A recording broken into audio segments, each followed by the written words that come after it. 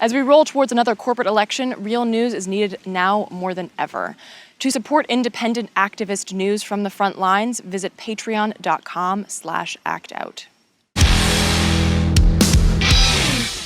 This week, you may have heard that thousands of veterans got hosed by the military-industrial complex. Well, here are the details, what we can expect, and what one Army veteran has to say about the latest in a long string of lies and bottom-line crimes.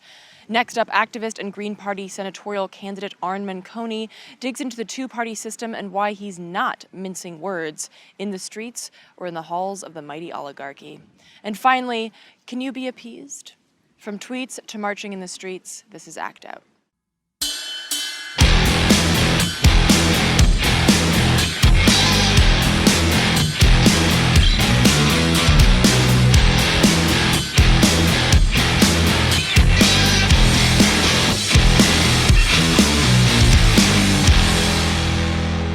Welcome to Act Out. I'm Eleanor Goldfield, and this is your tipping point.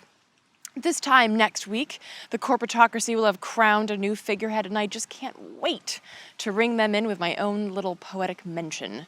But before that, there is actually a world happening outside the confines of October's oligarchy, so let's dive right into a fucked fact and some inside commentary on the military-industrial complex. The Pentagon is going after thousands, more specifically about 13,600 California National Guard soldiers who in 2006 and 2007 were offered re-enlistment bonuses of $15,000 or more to re-enlist for 6 years and fight in Iraq and Afghanistan. Let me say that again. The Pentagon, that big blue chunk, wants to take money given to veterans whose benefits and services are represented by that very much smaller green sliver, veterans that re-enlisted to fight in the Pentagon's wars for oil, many of whom came back physically and mentally maimed. One more time, the Pentagon wants to take money from the veterans that they made so they'll have more money to make more veterans before chucking them into that much smaller financial pool of who the fuck cares. Not only that, but they're threatening interest charges, wage garnishments, and tax liens if veterans refuse to pay. Now, any reason for this bullshit is unacceptable, but the backstory, as reported by the LA Times, who broke the story last weekend, is that the California National Guard, under extreme pressure to meet enlistment targets, used these unauthorized bonuses to entice National Guard soldiers to re-enlist. And for someone making an average of $38,000 a year, a bonus of $15K or more sounds pretty fucking enticing. The investigation showed that many of the soldiers who were offered re-enlistment bonuses and or student loan repayments didn't qualify or were approved despite paperwork errors. There was also evidence to suggest that lawmakers were made aware of this giant fiasco years ago, as early as 2012, but did absolutely fuck all about it because doing so would have, quote, cost too much. Indeed, Representative Mark Takano said he was aware of a proposal to halt the clawbacks, but that it died since it would have violated budget caps. Again, I'd like to take this moment to remind you of the fact that the Pentagon, besides having that huge chunk of the economic pie, has also lost track of $8.5 trillion since '96. I wonder what kind of budget caps that would violate, if anyone fucking cared to investigate. Now, last Wednesday, Defense Secretary Ashton Carter did order the Pentagon to suspend their efforts to systematically fuck over thousands of veterans, and Obama chimed in saying that we ought not to nickel and dime our service members, but ultimately, Carter's order is weak at best. In a statement, Carter said he had ordered the Pentagon's financial department to halt the payment collection until measures can be put in place to provide the affected service members with the support they need to appeal the process. Appeal the process? Secretary Carter, let me fix that statement for you. Due to the absurd practice of enlistment targets, thousands of veterans were promised big bonuses to re-enlist and fight our wars for oil and 1% profit margins. While some of these sums should never have been promised, we recognize that these soldiers should never have been sought out to fight in useless terrorism-promoting wars in the first place. So we will stand by this mistake and take the money owed to each and every one of these soldiers from the bloated military budget. For example, the F-35 project, where one such hunk of useless metal costs $85 million. which would more than cover the roughly $30 million which was promised to these men and women in the first place. There, fixed it. Feel free to use that one on me. Pending Carter's adoption of the amended statement, I should note that Carter's current statement and order only affects roughly 5,500 cases directly related to paperwork errors or lack of proper documentation. He has apparently appointed a top personnel aide to set up a process to review cases in which the service member may not have been clear on whether they were eligible for the bonus or not. Those service members who are found to be not at fault will then supposedly receive a debt waiver. All of this, of course, still all back-ass words suggesting that the fault lies with the soldiers, the ones living off that tiny little sliver, and not with the war machine itself, the ones living off half the fucking pie.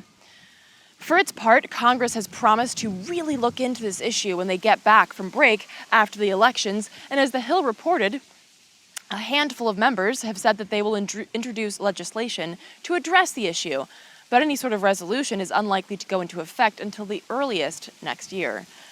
And what about the roughly $22 million that's already been recouped by the Pentagon from veteran paybacks? Well, call me a cynic, but I kind of doubt that the Pentagon will be eager to repay that money when they themselves feel that they're about $34 billion short based on their 2016 spending request, which was a cool $534 billion, more than 33% of which, about $177 billion, would go directly to companies like Boeing and Lockheed Martin for things like the aforementioned hunk of useless metal, the F-35. And why the hell am I bringing that up? Well, take a look at this. In the 2016 election cycle alone, the defense industry has poured over $25 million into races for the Senate, the House, and the presidency. Side note here, check out their top recipient. Just throwing that out there. But just consider the amount of money flowing from the defense industry into Congress. And then consider whether $25 million in handouts is enough to convince a government already neck deep in corporate cash that the well-being of the industry is worth more than the well-being of the people. While you ruminate on that, let's hear from someone who has had a long inside look at the military-industrial complex, including shady recruitment practices. Army veteran and Iraq Veterans Against the War member Emily Yates shares her insight on this latest story. I went through a series of reactions when I first read that news. First reaction was, of course. Second reaction was, ugh. And third reaction was, this can't be legal. But overall, like, there wasn't a reaction that came out of me like, how could they be doing this? Because it's pretty much typical in the military for people to get screwed over for the military's benefit. I mean, it's kind of like the one unifying factor, like throughout pretty much everyone in the military. If you ask, like, we disagree on a lot of different things, but the one thing we all agree on is that the military fucks people over, and everybody has been screwed by their version of the big green weenie, as we used to call it. I mean, there was a saying in our division, which was God hates the 3rd Infantry Division, because we were all constantly getting screwed over. So I would say that the re-enlistment bonus payback is one of yet another is another in a long line of many ways that the government screws people over once they become government property. So when we're talking about the economic draft, right, it works two different ways. One is the military targets lower income people who can't afford their lives without help. And the next thing they do is they do whatever they can to keep people dependent on that system. So when it comes time to get out of the military, a lot of people don't have a savings account. They don't have like a way to be stable without the military. So the Army is, I was in the Army, so I can speak to what the Army does. They say, well, if you stay in, we'll give you more money. And the soldiers are like, oh, well, we totally want more money. So we'll stay in. And And they're also doing this thing, which I got a lot of time from the higher ups, from their first sergeants or sergeants major or whatever, saying, well, if you get out of the military and you don't have a very specific plan, then you will fail. And like these are the literal words. Like if you get out and you don't have this, this, and this, then you'll fail. So I encountered when I was working in public affairs in the military, I was regularly covering like re-enlistment ceremonies and things like that, like mass re-enlistment ceremonies. So I would always ask people, why are you re-enlisting? Because I would have to like cover the re-enlistment ceremony. Why are you re-enlisting? And I would wait for the people to say things like, because I love my country. But most people would be like, because the bonus. And I would say, really, how much of a bonus are they? Anywhere from like $10,000 to $15,000. Anyway, the military plays off people's fears and people's desires to be independent, and tells them that the only way they can be independent is by being dependent on the military. I wanted to join the military not just to like get as much money as possible, but because I actually wanted to get something out of that experience. Because I wanted to get journalism training, and I knew that I couldn't afford that based on being 19 and not having any money, and I wanted to see more of what was out there in the world and have some kind of have a broader world experience, and I wanted to get my school paid for. So when all of those things were promised to me, I wasn't like, well, I also need a re-enlistment or an enlistment bonus too. Like they weren't going to offer me anything that I wasn't demanding. Silly. so so that was, they didn't need to give me it. They were like, well, there's no bonus for this. And I was like, okay, fine. If I had been like, oh, well, then that's a no-go, then they would have been like, well, let's see what we can dig up. Because what they really just need is warm bodies. Like that's what they need, as many warm bodies as possible. And um and once they've had your warm body in the military for as long as they want, like they don't care if your warm body is healthy and happy after that. Or even technically warm, considering that people are probably going to be made homeless by this shit. Like all you have to do is just sort of take a step back and look at that perspective, and it becomes really clear that um, the well-being of the people fighting the wars has never, ever, ever, ever entered into how we get them to fight the wars. you know? Anyway, it all ties into the larger issue of there really not being any good ways to convince people to come and fight these wars without these deep incentives. So the incentives are necessary, and then taking away, basically, like, I don't even want to say it.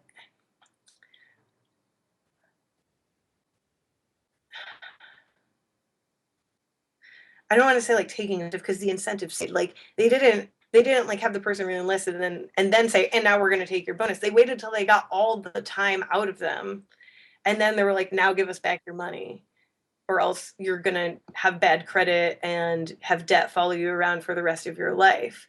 And there's absolutely nothing that people can do about that. They can't say, okay, well then give me my years back. Like, those are years of their lives that they're not getting back. So it's not like there's even some kind of like reciprocation that can happen there, or anything of that nature. It's just like, hey, look, you signed up to be screwed over by the government, so the government's going to screw you over until it's done. Staying on the fuck war tip, last week we sat down with activist and Green Party candidate for U.S. Senate Arn Menconi to talk about his activism, his campaign, the issues, and why we just can't be nice about apathy anymore. Take a look. I was a two-term Eagle County commissioner through 2001 and 2009 as a Democrat, and I ran a national charity for disadvantaged youth that had 40,000 kids go through it, that I taught them social justice. In 2001, Republicans tried to recall me because I took a non-aggressive stance against us going into Afghanistan. When Barack Obama went back into Iraq in 2014, I lost my job because I was talking about this on Facebook. And I then went out to Washington, D.C., and sat in about 6 months of Senate hearings to see if anybody was going to do anything and get my elected officials to do something to stop the war in the Middle East.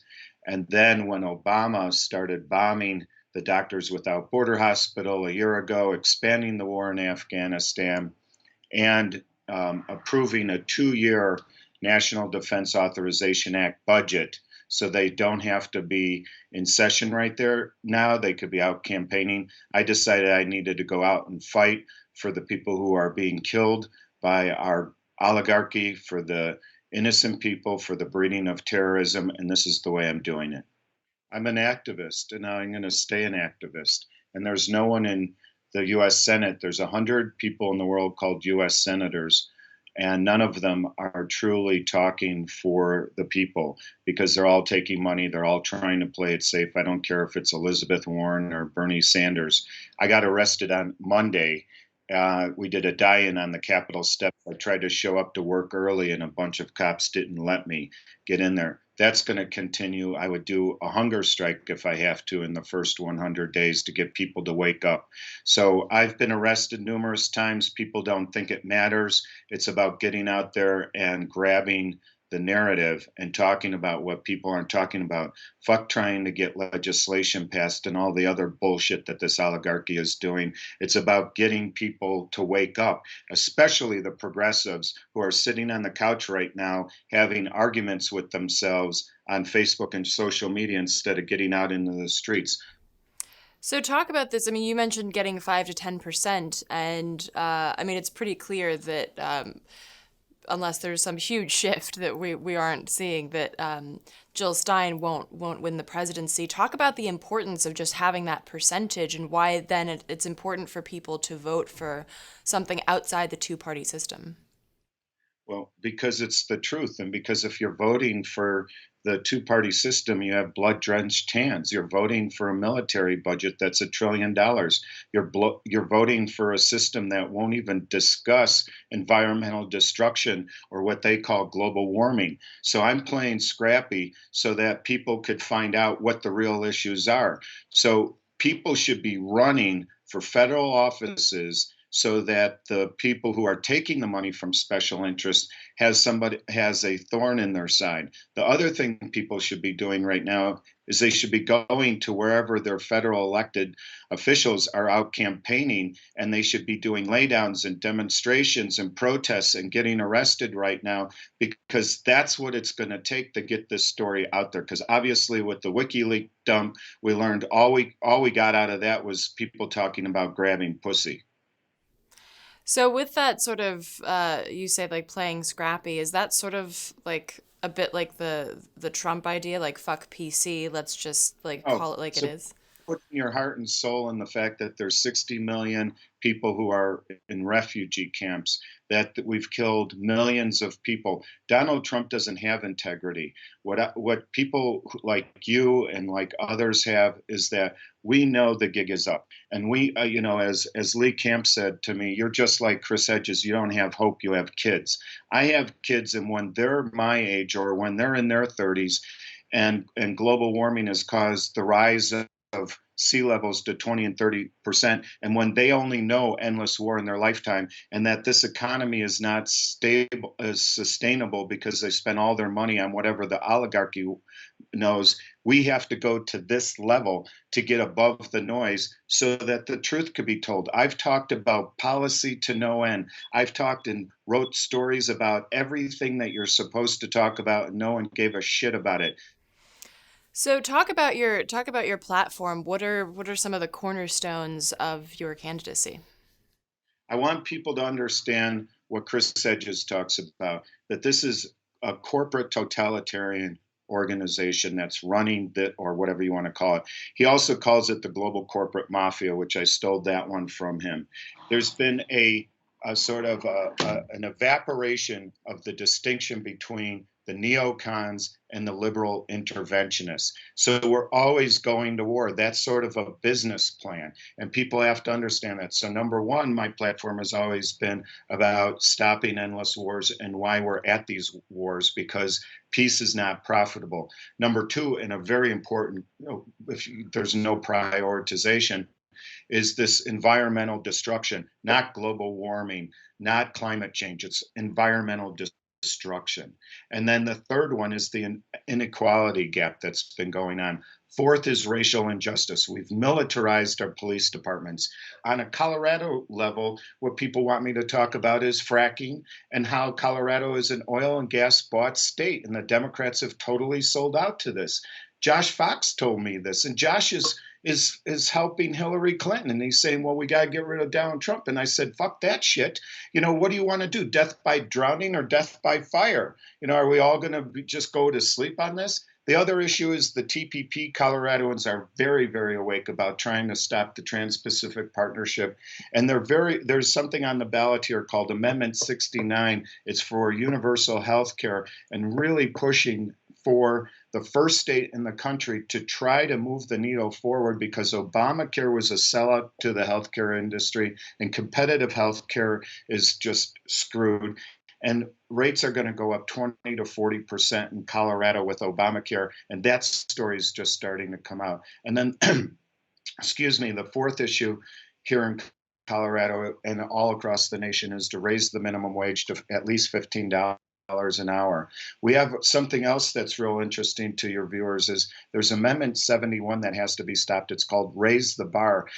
And it's the governor, a Democratic governor, who tried to get to be the vice president with Hillary Clinton, who is trying with Republicans to push it and make it harder to get referendums on the ballot.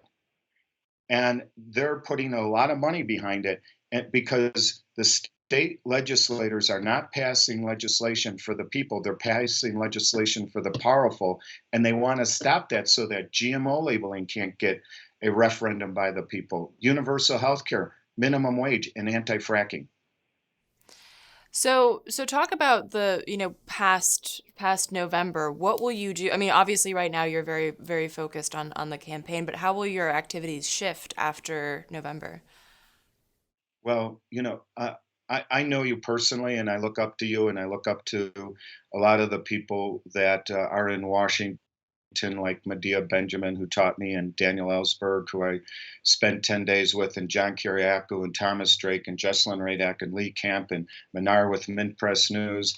And I got to tell you guys, I don't know what I'm going to do after this, because I've been running as hard as I can for the past 2 or 3 years. And I'm afraid that people are kind of, this activism isn't some kind of job, This is starting to feel like everybody has sort of, we've squandered, as Hedges said, the best opportunity that we've had, and we're going to be lost in the wilderness. And I have a 10 and 11-year-old that I've given it my all for, and I've got to take care of them. And I'm an older dad, and I want to be there for them first. And I hope other people could do it. And I'll advise everyone, and I'll try to figure out ways to keep talking about the truth and getting the details out there about the military budget and how they're lying to us about the military budget and the issues that I think I know as well as anybody, and continue getting that out there. And I'll continue supporting my friends like you and others in any way I can. I hope I can find a way where I can continue being an activist. Well, you've certainly been working hard, and I always advocate that people take time to collect themselves, because if you're feeling splintered and broken and exhausted, then you can't be as efficient of an activist anyway. So I don't know. I got to tell everybody, I taught snowboarding for 8 years, and I raced 100-mile mountain bikes for 10 years. There's no more fun than this. And in all of those races, it was a suffer fest. And you didn't get to the start line thinking, oh boy, this is going to be a lot of fun. You did it because you knew you were taking your game to a whole new level. And I'm having the most fun I have had in my life. It's just a matter of there's financial things that have to be taken into consideration while you're trying to do these things when you have children. And so where there's a will, there's a way. So we'll figure out what to do. For more on Arn and his campaign, visit Arn.Menconi.com. And before we wrap up this week, allow me to poetically make the case against apathetic appeasement. Appease me, please could you let me see all the good and not the bad, make it seem like hope's to be had, make me see roses, take away this craze, give me a sweet drunk malaise, if only for a moment I'll own it, appease me. Please me and keep me buttered up, I'll shut up, let me believe that you're all I need to get through. That you care, I won't dare step out of line, raise a fist, I'll decline to fight for my rights. If you throw me a dime, I'll quiet my mind, just appease me. Throw me a bone, I'll bow for your throne, be thankful for crumbs and the coal in my lungs, while you reap the full loaf that our lot has sowed. Take me home. Wrap me in ignorance, bliss is indifference. Tell me a story of God and of glory, rock me to sleep, and the deed is complete. Won't open my eyes to crimes in the night. The bombs that you signed in my name sealed our fate. I'll die 'fore I ever know why. And that's how I like it. Just tell me you'll fix it and rig it to weather the storm. Tell me you care for the good and the honest, the just and the promised. Tell me you'll do what is best. Yes, appease me, please me, make me see roses. Take away this craze, give me a sweet drunk malaise. If only for a moment I'll own it, appease me. Make me believe that real change is folly and all we can do is just more of the same, that we're not insane for checking the box that reads, play it again, that this time is different in all of our issues, the blood on our hands, the air, water, land, the justice and peace, that each one of these is one step closer, that there is relief on the other side of closing our minds and letting the truth slip between our fixed lines. That's right, lie to me. I have and I will take it in stride, smile and with apathetic pride stay in line as long as you promise to appease me. With that, revolutionaries, I'll send you off towards Election Day. We'll see you on the other side of this fucking mess, and in the meantime, check out our Facebook page to see a special music video by our friends, a native alien tribe called Two Evils. You may be able to guess what that song's about. As always, thank you for watching. Please spread and share this with all of your friends, foes, and people you don't know. Check out the last slide to see the sites mentioned in this week's show, and be sure to check out our new wardrobe provided by All Riot T-shirts, and be sure to follow us on Twitter, like us on Facebook, and subscribe on YouTube. From the Devil's Den and the caves of corporatocracy, good night and act out. And real quick, to keep independent, non-corporatized media like this show going, donate at Occupy.com/donate. If you'd like to donate directly to Act Out, visit Patreon.com/actout.